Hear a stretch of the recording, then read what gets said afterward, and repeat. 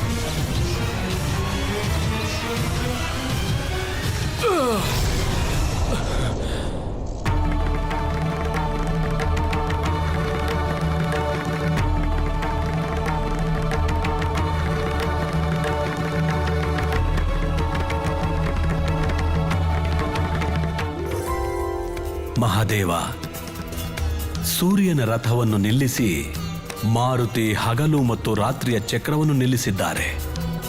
ಹೀಗೆ ಆದರೆ ಎಲ್ಲಾ ಸಂತುಲನ ಅಸ್ತವ್ಯಸ್ತವಾಗುತ್ತದೆ. ಅದಕ್ಕಾಗಿ ನಿಮ್ಮ ಬಳಿ ಸಹಾಯಕ್ಕೆ ಬಂದಿದ್ದೇವೆ. ಏಕೆಂದರೆ ಆ ಪಾದವನ್ನು ಎತ್ತಿಸಲು ನಿಮ್ಮಿಂದ ಮಾತ್ರ ಸಾಧ್ಯ. ಇದು ಮಾರುತಿಯ ಭಕ್ತಿಯ ಯಾತ್ರೆ ಬ್ರಹ್ಮದೇವ, ಮತ್ತು ಈ ಮಹಾಲೀಲೆಯಲ್ಲಿ ನಾವು ಹಸ್ತಕ್ಷೇಪ ಮಾಡುವುದಿಲ್ಲ. ಮಾರುತಿ ತನ್ನ ನಿರ್ಧಾರವನ್ನು ಸ್ವಯಂ ತೆಗೆದುಕೊಳ್ಳಲಿ. ಪ್ರಭು, ನಾವು ನಿಮಗೆ ನಿಮ್ಮ ಬಲವನ್ನು ಪ್ರಯೋಗಿಸಿ ಅಥವಾ ಪ್ರತ್ಯಕ್ಷವಾಗಿ ಏನನ್ನಾದರೂ ಮಾಡಿ ಎಂದು ಹೇಳುತ್ತಿಲ್ಲ.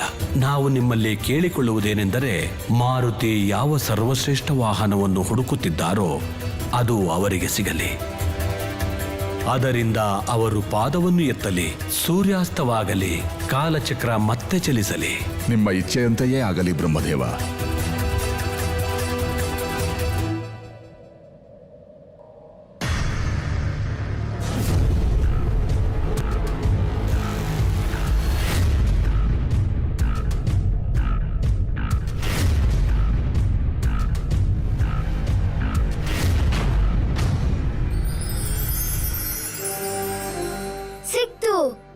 ಋಷಿವರ್ಯರಿಗೆ ಸರ್ವಶ್ರೇಷ್ಠ ವಾಹನ ಸಿಕ್ತು.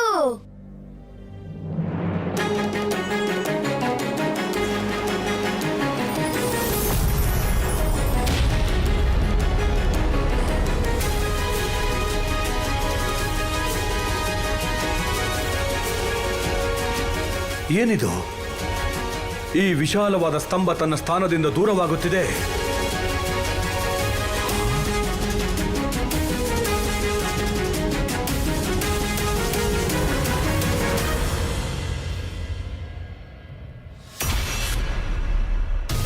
ಇದು ಯಾವ ಚಮತ್ಕಾರ ಇಂದ್ರದೇವ? ಎಲ್ಲ ದೇವತೆಗಳು ಪ್ರತಿಭಟಿಸುತ್ತಿರುವಾಗ ಏಕಾಏಕಿ ಎಲ್ಲಿ ಮಾಯವಾಯಿತು? ಚಮತ್ಕಾರ ಅಲ್ಲ, ಇದು ಷಡ್ಯಂತ್ರ ಸೂರ್ಯದೇವ.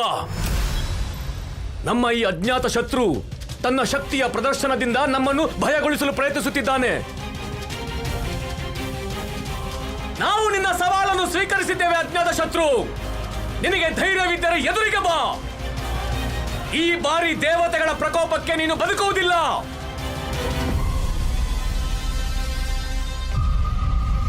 ಮಾರುತಿ ಇನ್ನೂ ಬಾಲಕ ಪ್ರಭು. ತಂದೆಯ ಪ್ರಾಣ ಉಳಿಸಲು ಬೇರೆ ಏನೂ ಹೊಳೆಯದಿದ್ದಾಗ ಸೂರ್ಯದೇವನನ್ನು ಮಾರ್ಗದಲ್ಲಿ ತಡೆದನು. ಆದರೆ ದೇವರಾಜ ಇಂದ್ರ ಮಹರ್ಷಿ ನಾರದರ ಮಾತನ್ನು ನಂಬಿ ಈ ರೀತಿ ಉತ್ತೇಜಿತವಾಗುವುದು ಎಂದರೆ ನನಗೆ ಅರ್ಥವಾಗುತ್ತಿಲ್ಲ. ಅಧಿಕಾರದ ಮೋಹ ಯಾರನ್ನಾದರೂ ದುರ್ಬಲಗೊಳಿಸುತ್ತದೆ ದೇವಿ.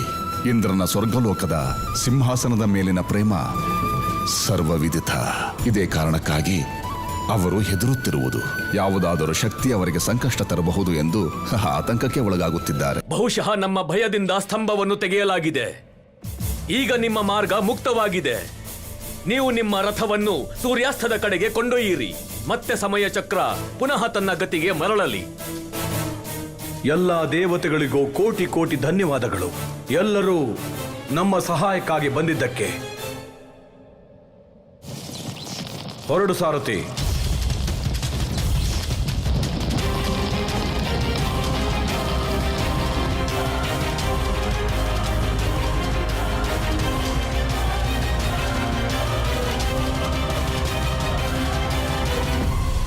ಸೂರ್ಯಾಸ್ತವಾಗುತ್ತಿದೆ, ಅಲ್ಲಿ ನೋಡಿ.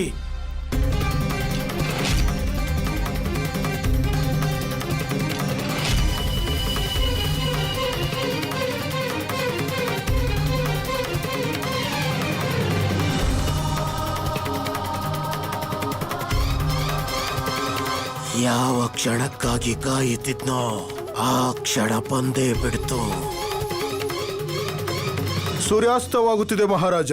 ನಿಮಗೆ ನಿಮ್ಮ ವಚನ ನೆನಪಿದೆ ತಾನೆ? ಸಾಧು ಮಹಾಶಯರೇ, ಸೂರ್ಯಾಸ್ತ ಇನ್ನೂ ಆಗಿಲ್ಲ. ಕೃಪೆ ಮಾಡಿ ಸ್ವಲ್ಪ ಹೊತ್ತು ನಿರೀಕ್ಷೆ ಮಾಡಿ. ನಿರೀಕ್ಷೆಯಂತೂ ಮಾಡುತ್ತಲೇ ಇದ್ದೇವೆ. ಸ್ವಲ್ಪ ಸಮಯ ಮಾತ್ರ ಉಳಿದಿದೆ. ಅದು ಸಂಪೂರ್ಣವಾಗುವ ಮೊದಲೇ ರಾಜ ಕೇಸರಿ ವಾಹನದ ತಯಾರಿ ಮಾಡ್ತಾರೆಯೇ? ನಿಮ್ಮ ಪ್ರಾಣದ ಮೇಲೆ ಅಷ್ಟೊಂದು ಆಸೆ ಇದ್ದರೆ ಸ್ವೀಕಾರ ಮಾಡಿಬಿಡಿ. ನಿಮ್ಮ ಮಾತುಗಳಿಗೆ ಯಾವುದೇ ಮೌಲ್ಯವಿಲ್ಲವೆಂದು.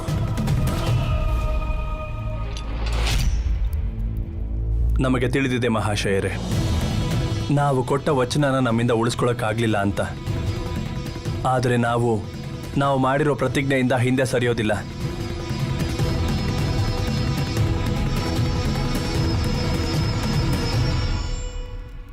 ನಾವು ನಮ್ಮ ವಚನದ ಪರಿಪಾಲನೆ ಮಾಡಲು ನಮ್ಮ ಕೈಯಿಂದಲೇ ನಮ್ಮ ತಲೆಯನ್ನು ಕತ್ತರಿಸಿ ನಿಮ್ಮ ಪಾದಗಳಿಗೆ ಅರ್ಪಿಸುತ್ತೇವೆ. ಬೇಡಿ ಸ್ವಾಮಿ, ಬೇಡಿ. ಈ ತಲೆಯನ್ನು ದಕ್ಷಿಣೆಯ ರೂಪವಾಗಿ ಸ್ವೀಕಾರ ಮಾಡಿ. ನಾವು ಸ್ವೀಕರಿಸುತ್ತೇವೆ.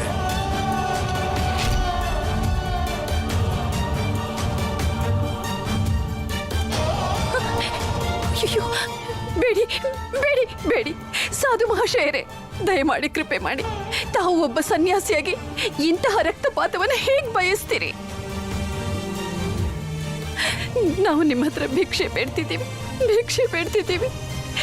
ದಯಮಾಡಿ ನನ್ನ ಪತಿಯನ್ನ ಅವರು ಕೊಟ್ಟ ವಚನದಿಂದ ಮುಕ್ತಗೊಳಿಸಿ ಮಹಾಶಯರೇ. ಇದು ಶಾಪವಲ್ಲ, ವರದಾನ. ಇಂದು ರಾಜಕೇಸರಿ ವಚನ ಪಾಲಿಸಲು ತನ್ನ ಪ್ರಾಣವನ್ನು ತ್ಯಜಿಸಿದರೆ ಅವರು ಸದಾ ಕಾಲಕ್ಕೆ ಅಮರರಾಗಿ ಬಿಡುತ್ತಾರೆ.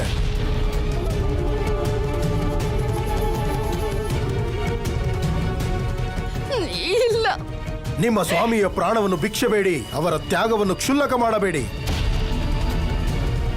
ವಾನರ ಇತಿಹಾಸದಲ್ಲಿ ಅವರ ಹೆಸರನ್ನು ಸುವರ್ಣಾಕ್ಷರಗಳಿಂದ ಬರೆಯಲಾಗುವುದು.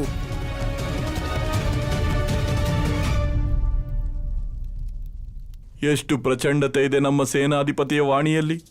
ನಮ್ಮ ಪ್ರಾಣವನ್ನೇ ಕೊಟ್ಟು ಬಿಡಬೇಕೆನ್ನಿಸುತ್ತದೆ. ಇವರ ಅಭಿನಯ ನೋಡಿ ನಾವೇ ಚಕಿತರಾಗಿದ್ದೇವೆ ಕಪಟಾಸುರ. ನೋಡು, ಈ ಪ್ರಸಂಗ ಕೊನೆಯ ಹಂತಕ್ಕೆ ತಲುಪ್ತಾ ಇದೆ.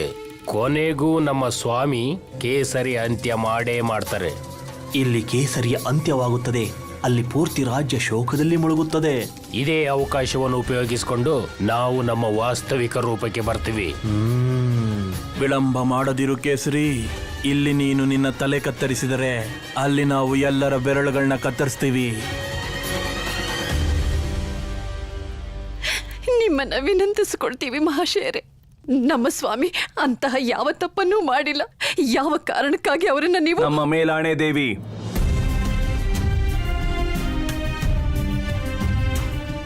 ನೀವು ನಮಗಾಗಿ ಇಂದು ನಿಮ್ಮ ಪ್ರತಿಷ್ಠೆಯನ್ನು ತ್ಯಜಿಸಿದ್ದೀರಿ. ನೀವು ವೀರಾಂಗಣೆ. ಈ ಕಾರ್ಯ ನಿಮಗೆ ಶೋಭೆ ತರುವುದಿಲ್ಲ. ನಿಮ್ಮ ಪ್ರಾಣಕ್ಕಿಂತನೂ ಮಹತ್ವಪೂರ್ಣವಾದದ್ದು ನಮಗೆ ಬೇರಾವುದೂ ಇಲ್ಲ ಸ್ವಾಮಿ. ಆದರೆ ನಮಗೆ ನಮ್ಮ ವಚನದ ಮೌಲ್ಯ ಎಲ್ಲಕ್ಕಿಂತ ಮಿಗಿಲು. ಸ್ವಾಮಿ, ಸ್ವಾಮಿ, ಬೇಡಿ ಬೇಡಿ ಸ್ವಾಮಿ.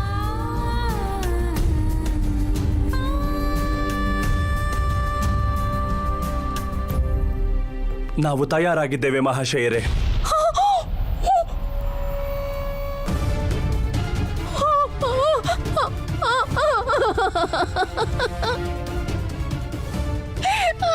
ಅಂಜನಿ, ಅಂಜನಿ ಸಮಾಧಾನ ಮಾಡ್ಕೊಳ್ಳಿ, ಧೈರ್ಯ ತಂದ್ಕೊಡಿ.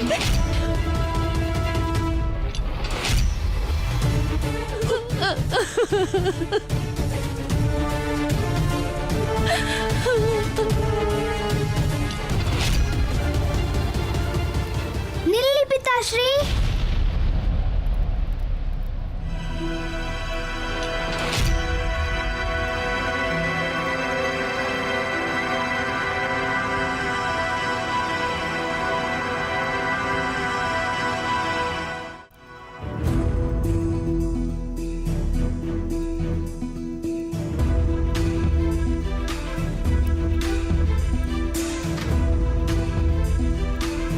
ಹನುಮಂತ ಜ್ಞಾನ ಗುಣಧಾಮ ಜೈ ಕಪೀಶನಿ ಅವಿರತ ನಾಮ ರಾಮದೂತ ತುಲಿತ ಬಲಧಾಮ ಅಂಜನಿ ಪುತ್ರ ಪವನ ಸುತ ನಾಮ ಮಹಾವೀರ ವಿಕ್ರಮ ಬಜರಂಗಿ ಕುಮತಿ ನಿವಾರ ಸುಮತಿಯ ಸಂಗಿ ಶಂಕರ ರೂಪನೆ ಕೇಸರಿ ಸುತನೆ ತೇಜ ಪ್ರತಾಪನೆ ಜಗವಂದಿತನೆ ಜೈ ಹನುಮಂತ ಜ್ಞಾನ ಗುಣಧಾಮ ಜೈ ಕಪೀಶನಿ ಅವಿರತ ನಾಮ ಹಸ್ತದಿ ಧ್ವಜ ವಜ್ರವು ಕಂಗೊಳಿಸಿ ನಿನ್ನಯ ಹೃದಯದಿ ರಾಮನು ನೆಲೆಸಿ ಶಂಕರ ರೂಪನೆ ಕೇಸರಿ ಸುತನೆ ತೇಜ ಪ್ರತಾಪ ನೀವು ಸುರಕ್ಷಿತವಾಗಿದ್ದೀರಾ ಪಿತಾಶ್ರೀ?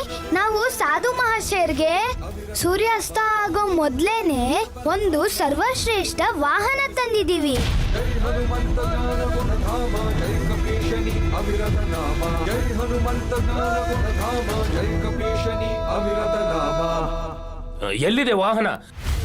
ನಮ್ಗಂತೂ ಕಾಣ್ತಿಲ್ವಲ್ಲ. ಒಂದೆರಡು ಕ್ಷಣ ಇರಿ ಮಹಾಶಯರೇ, ವಾಹನ ನಿಮ್ಮ ಎದುರುಗಡೆ ಇರುತ್ತೆ. ಇನ್ನು ಕಾಯಲು ಆಗೋದಿಲ್ಲ. ಸುಳ್ಳನ್ನು ಹೇಳಿ ಕಾಲಹರಣ ಮಾಡುತ್ತಿದ್ದಾನೆ ಈ ಧೂರ್ತ ಬಾಲಕ. ನಿಮ್ಮ ಕೋಪಕ್ಕೆ ಕಾರಣ ನಮಗೆ ಅರ್ಥ ಆಗ್ಲಿಲ್ಲ ಮಹಾಶಯರೇ. ಇದು ನಮ್ಮ ಗುರುಗಳ ಅವಮಾನ. ಖಂಡಿತವಾಗ್ಲೂ ಇಲ್ಲ ಮಹಾಶಯರೇ. ಕೇಸರಿ ರಾಜ, ನಿಮ್ಮ ಸುಳ್ಳುಗಾರ ಪುತ್ರನ ಮಾತನ್ನು ನಂಬಬೇಡಿ. ಎತ್ತಿ ಶಸ್ತ್ರವನ್ನು. ನಾವು ನಿಜ ಹೇಳ್ತಿದೀವಿ ಮಹಾಶಯರೇ, ವಾಹನನ ತಂದಿದೀವಿ. ಅಸಂಭವ. ಅಸಂಭವ ಯಾಕೆ? ಯಾಕೆಂದರೆ ಸುಮೇರುವಿನ ಎಲ್ಲ ಆನೆಗಳನ್ನ ನಾವು ಮಾಯ ಮಾಡಿದ್ದೇವೆ.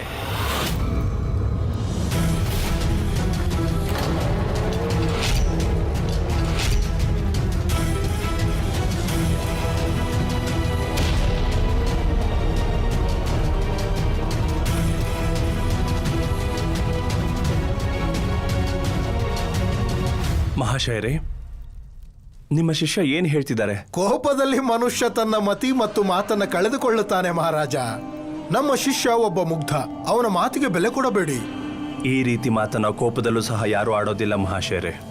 ಅಂದ್ರೆ ನಾವು ಸುಳ್ಳು ಹೇಳ್ತಿದ್ದೇವಾ? ನಿಮ್ಮ ಆನೆಗಳು ಕಾಣೆಯಾದವೋ ಅಥವಾ ಮಾಯವಾದವೋ ನಮಗೇನು ಗೊತ್ತು? ನಾವು ಸನ್ಯಾಸಿಗಳು, ಮಾಯಾವಿ ಬಹುರೂಪಿಗಳಲ್ಲ. ನಮಗೆ ನಿಮ್ಮ ಪುತ್ರನ ಮೇಲೆ ಸಂದೇಹವಿದೆ. ಶಬ್ದದ ಪ್ರಯೋಗದಲ್ಲಿ ನಮ್ಮನ್ನು ಸಿಲುಕಿಸಲು ಪ್ರಯತ್ನ ಮಾಡುತ್ತಿಲ್ಲ ತಾನೇ? ನಿಮ್ಮ ಪಿತಾಶ್ರೀಯ ಪ್ರಾಣ ಉಳಿಸಲು ಸುಳ್ಳು ಹೇಳುವುದು ಒಳ್ಳೆಯದಲ್ಲ ಪುತ್ರ. ನಮಗ್ ಗೊತ್ತು ಮಹಾಶಯರೇ, ನಾವ್ ಯಾವತ್ತೂ ಆತರ ಮಾಡೋದಿಲ್ಲ. ಹೌದಾ? ಎಲ್ಲಿ ಆ ಆನೆ? ಎಲ್ಲಿ ನಮ್ಮ ವಾಹನ? ನಾವು ಆನೆಗಿಂತ ಉತ್ತಮವಾದ ವಾಹನ ತಂದಿದ್ದೀವಿ ಮಹಾಶಯರೇ. ಹೌದಾ? ಆನೆಗಿಂತ ಉತ್ತಮ? ಅದು ಯಾವ ವಾಹನ? ನಾವು ನೋಡುತ್ತೇವೆ. ಸರಿ, ಅವಶ್ಯವಾಗಿ.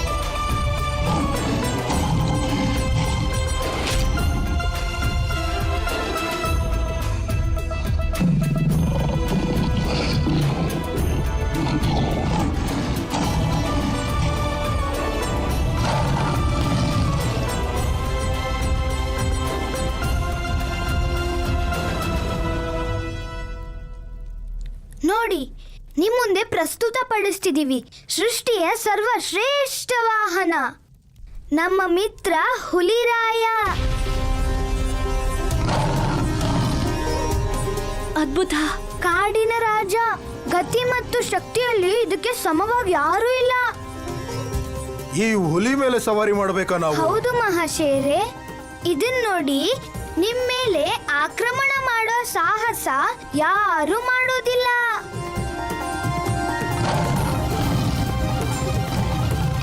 ಹುಲಿರಾಯ, ಇವರೇ ಆ ಮಹಾಶೇರು ನಿನ್ ಮೇಲೆ ಸವಾರಿ ಮಾಡೋದು.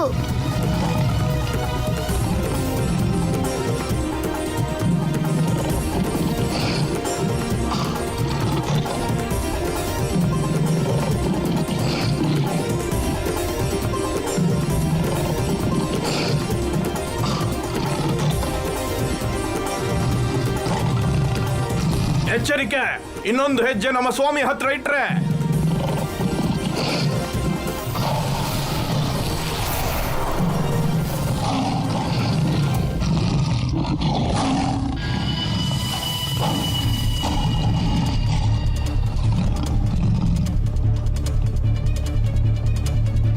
ರಾಕ್ಷಸರು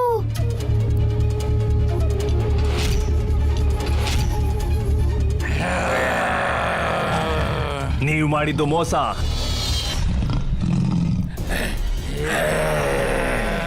ಸಾಧುಗಳ ವೇಷದಲ್ಲಿ ಅರಮನೆಯೊಳಗೆ ನುಗ್ಗಿದ್ದಾರೆ ಈ ರಾಕ್ಷಸರು. ಅದಕ್ಕೆ ಸರಿಯಾದ ಶಾಸ್ತಿ ಆಗತ್ತೆ.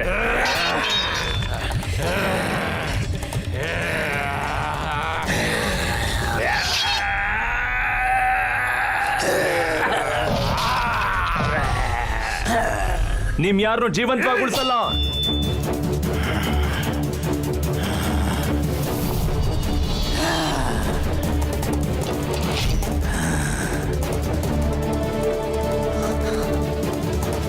ಹೇ ಮಹಾದೇವ, ನಿನ್ನ ಪುತ್ರ ಮಧ್ಯಕ್ಕೆ ಬರಲಿಲ್ಲ ಅಂದಿದ್ರೆ ಇಷ್ಟು ಹೊತ್ತಿಗೆ ನಿನ್ನ ಮೃತ್ಯು ಆಗ್ತಿತ್ತು ರಾಜಕೇಸರಿ. ನೀವು ನಮ್ ವಿಶ್ವಾಸವನ್ನ ದುರುಪಯೋಗ ಪಡಿಸ್ಕೊಂಡಿದ್ದೀರಾ. ಇದಕ್ ಶಿಕ್ಷೆ ನಿಮ್ಗೆ ಅವಶ್ಯವಾಗಿ ಸಿಗುತ್ತೆ.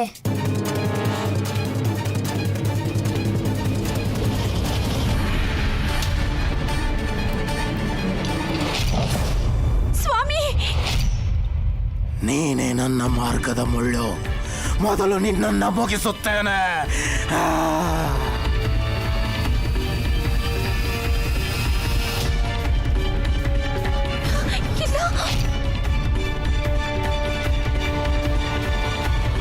ಮಾರುತಿ,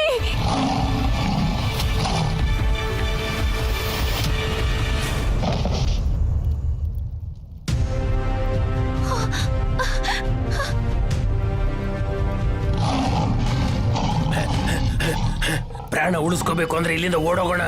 ಬೇಡ, ಸೋಲನ್ನು ಒಪ್ಕೊಳ್ಬೇಡಿ ನೀವುಗಳು. ನಾವು ವಾನರರಿಗೆ ಹೆದರಿ ಬಂದಿದ್ದೇವೆಂದು ಲಂಕೇಶ್ವರನಿಗೆ ತಿಳಿದರೆ ನಮಗೆ ಮರ್ಯಾದೆ ಇರುವುದಿಲ್ಲ. ರಾಕ್ಷಸರ ಗೌರವ ಈಗ ನಮ್ಮ ಕೈಯಲ್ಲಿದೆ. ಕೊನೆ ಉಸಿರಿರೋವರೆಗೂ ಹೋರಾಡಿ.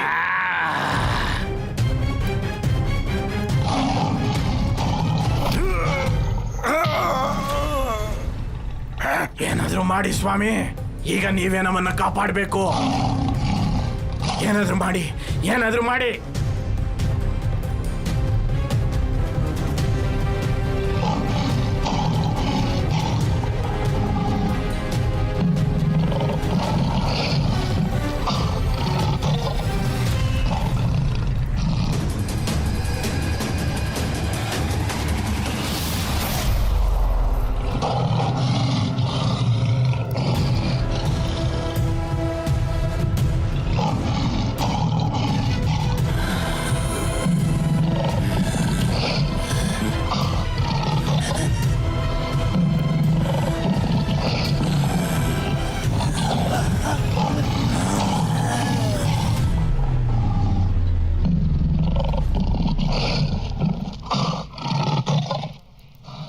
ಕ್ಷಮೆ ಇರಲಿ ಮಹಾದೇವ, ಕ್ಷಮೆ ಇರಲಿ ಶಂಕರ, ನಮ್ಮ ಪ್ರಾಣ ಉಳಿಸಿ. ಜೀವಂತವಾಗಿರೋದಕ್ಕೆ ಒಂದೇ ಉಪಾಯ.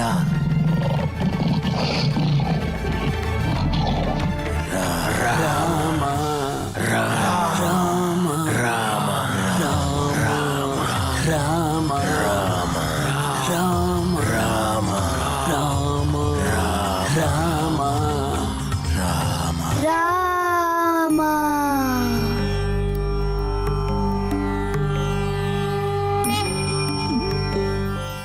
ಸುರ ಅಸುರರ ಭೇದವಿರದೆ ರಾಮನ ನಾಮವ ಹಾಡಿದರೆ ಜೀವಕ್ಕೆ ಸಂತೋಷ ಸಿಗುವುದು, ಜೀವನ ಪವನವಾಗುವುದು.